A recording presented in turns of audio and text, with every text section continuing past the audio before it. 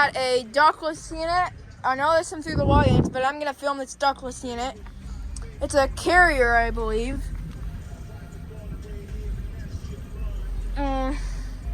Yep. It keeps going on and on. Yeah. Those are both cold. Here's the filter dryer.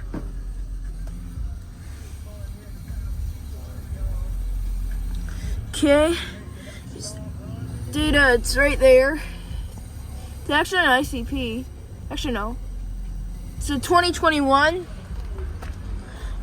32nd week of 2021, and it's a it's a 1 ton. Or yeah, it's a 1 ton, depending on its size.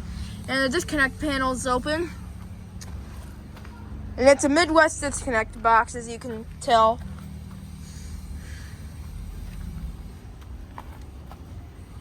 It's hissing, but that's okay. It's still a great unit.